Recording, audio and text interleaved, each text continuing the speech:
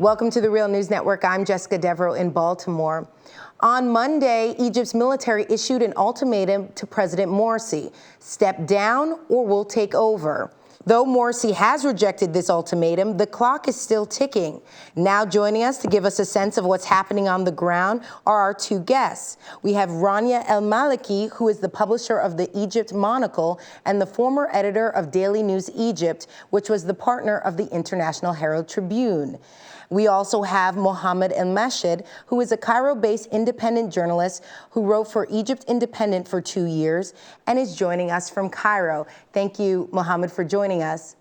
Thank you. Thank you, Rania, for joining us as well. Thank you. So, Rania, my first question is really about this 48-hour deadline that they gave President Morsi, and the clock is ticking. There's even a website dedicated to looking at this countdown. It's currently Tuesday night in Cairo right now. What is going to happen if the deadline passes and there is no resolution between the two sides? What I'm certain of is that there won't be a resolution between both sides, and in the time dedicated for that. I think it was very clear from the first minute when the army put out that statement that it was planning to take over. I won't call it a coup, but I think it's some kind of plan to maybe sponsor a new transition, to turn the clock back to February 11, to calm the street down, because Egyptians have just, had enough. The millions who came out yesterday were not just simply the traditional opposition to the president. These were the Egyptian people of all, stripes, from the entire political spectrum and from all different classes in Egyptian society. And they've just had enough. And I think the army needed to calm everyone down, because the scenes that we saw on Sunday, the marches and the rallies, were just phenomenal. I think there were even more people out there than during the protest that ousted Mubarak 2.5 years ago. So I have a feeling that the army has made its decision. It's going to interfere, and it's going to and Morsi is going to have to step aside. But the problem is that in their statement, they were talking to definitely they were addressing President Morsi that he has to find a solution, and that he has to heed the demands of the people. The problem now is that on the Egyptian street, there are two sets of people. The army statement did not specify which people. I mean, of course, we saw the masses going against Morsi, but there are also masses, hundreds of thousands, who are supporting him. So I'm going to ask Mohamed that same question. What do you anticipate happening once the 48-hour deadline is passed? Do you see the military executing a coup against the Morsi administration? I mean, we can see what the military has actually said, which is vehemently denying any implications or any allusions to a coup. You can also look at what they're doing on the ground. Many of my sources have seen, and I've seen, and we've all seen one manifestation or another of military presence on the ground. But what you see isn't normal sort of securing. There is different kind of military formations around different parts of Heliopolis, which is around where the presidential palace is. It seems like the military would be ready for a coup if that were to happen. However, on the other hand, they say it's not a coup. They say it's just a roadmap. So some people say it might be a case where they'll keep Morsi on as an honorary president or push forth early elections. You don't really know. What's for sure is that the military have kind of wisened up since 2011. It seems like they're playing politics a bit more shrewdly, doing it in a way that seems to be more in tune with what they perceive and what we all perceive to see what people want. Let's talk a little bit about the politics and the political landscape there in Egypt. I want to get a sense of who is the opposition, specifically the National Salvation Front. Who are they and what do they want, Mohamed? The National Salvation Front is a group of anti-Morsi politicians. I personally, and I know many other people, would be very careful calling them or indicating that they're in any way representative of all of Morsi opposition in Egypt at the moment. They are the most visible in the media landscape because of who they are. They comprise of many actual revolutionary figures, such as Hamdin Sabahi, who is the head of, who was a presidential candidate, one of the frontrunners, and head of the main Nasserist party, Karama. It also includes former Foreign Minister Amr Moussa, as well as many other party leaders. Some of them are seen as being Mubarak or old, tied to the old system.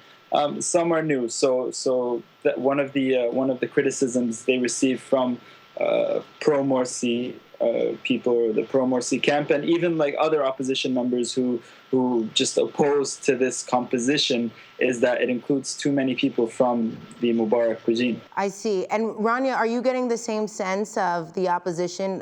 Who makes up the majority, would you say, of this opposition? Well, I have a lot of reservations about the National Salvation Front. I don't think they represent the millions of people who went out there on Sunday. I think, by and large, they represent themselves and the very small groups who really follow them. A lot of people have been disappointed in their performance, but they have been at the forefront of all media, like the media battle against the current regime. That's a fact. But I think the majority of people who went out there are just ordinary Egyptians, fed up with the daily grind, fed up with the difficulties that they're facing in their daily lives every single day, and also fed up with the extremist Islamist discourse that may not have been espoused directly by the Muslim Brotherhood and the current head of state, but it has been tolerated to an extent that it has real divisions among people, among Egyptians, among neighbors in the same street, and we've seen horrible examples of how that played out. But that said, I really don't think that the opposition figures per se have this huge following. On the eve of June 30, the Marut campaign, the rebel campaign that started the signature grassroots movement and petition a few months ago, was saying that we are not, they were on the podium and they were saying we do not represent, or we do not follow Hamdin Sabahi, Barari doesn't represent us. So it was very clear that this is very much a grassroots youth campaign. Like what happened somehow in January 25, they were able to rally the people and get people to join them on the streets. Another thing that I wanted to add was that I think a lot of people who left their homes this time were the people who were watching the revolution on TV, possibly the people who were supporting the Mubarak regime. A lot of we call them the couch party, or Hizb al-Kanaba in Arabic. And these people, I think, have come down because they are Shafiq supporters to start with. They were the ones who probably voted for Ahmed Shafiq, who used to be the last prime minister of the Mubarak regime, and they are obviously against the Muslim Brotherhood, and this was their opportunity to join, the masses of Egyptians in this attempt at getting rid of Morsi and the Muslim Brotherhood. Mohamed, do you actually see that although they're calling for new elections, what Egyptian protests are going to be getting at the end of the day is more military rule? Well, I mean, it might not necessarily be military rule, but I think like what might happen is a slight reversion to what we had before Morsi, before the revolution, in the sense that many of those mobilizing, even though a lot of them are coming out out of legitimate cause for worry for what's been happening during the Morsi regime, the only other organized group, organized in terms of having grassroots networks, the way the Muslim Brotherhood does, is the former regime, the NDP, which was obviously very closely allied with the military.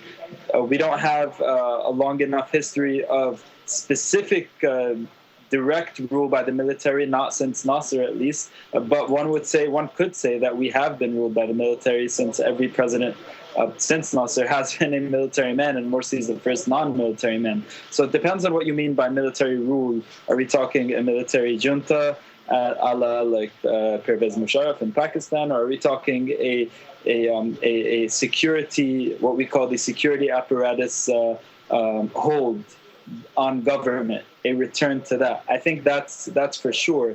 Some would argue that has not gone to begin with, that has existed continuously, and maybe that's why Morsi has not been able to have a strong enough grip on the government. So what's for sure is that whatever political group is in power, they will still be under the direct control, sort of under the auspices of a military or of a security apparatus, however that would be defined, and the military would have a part of that, but how much of that isn't very sure. This is a very nebulous entity that many say includes military, intelligence, and the Interior Ministry and Interior Intelligence, the Interior Ministry and its surveillance apparatus is inside. So that's what many think could be the delay that you're talking about. Rania, do you agree with that statement? I agree with Mohamed that military rule never really left the scene. When Morsi abruptly removed Field Marshal Tantawi last August after the death of the 16 Egyptian soldiers in Sinai, he just decided to to seize the opportunity, because it was a golden opportunity to sort of cull the military establishment's involvement in politics. But I think the most important thing for the military at this point is to safeguard their own interests. I mean, they had set the roadmap from day one. And they knew also from day one that the Muslim Brotherhood were the only ones who were going to be pragmatic enough and opportunistic enough to work with them on their own project and make sure that they safeguard their interests in the new constitution. And this is what they've achieved. And anyone who takes power in the next phase, whatever happens over the next few days, is going to have a similar arrangement with the military, because they have too much at stake to let it go. I mean, I can't at the same time describe what is happening now as a coup, because I don't think coups usually give 48-hour ultimatums before they happen. I'm convinced that there is some sort of deal being brokered behind the scenes that nobody knows anything about, because a lot of things don't seem to make sense. Like the army says, we're going to give you 48 hours to resolve your differences, but it's very clear that they're telling Morsi, you know what, you're going to have to step aside. And at the same time, they say we're going to sponsor a roadmap. I'm sure they know what the roadmap is before they decide to sponsor it. They won't just come up with it. Already drafted and they're waiting to be implemented, according to their military source at least. Okay, we'll certainly be following this in the coming days. Thank you for joining us, Rania. Thank you. And thank you for joining us, Mohamed. Thank you. And thank you for joining us on the Real News Network.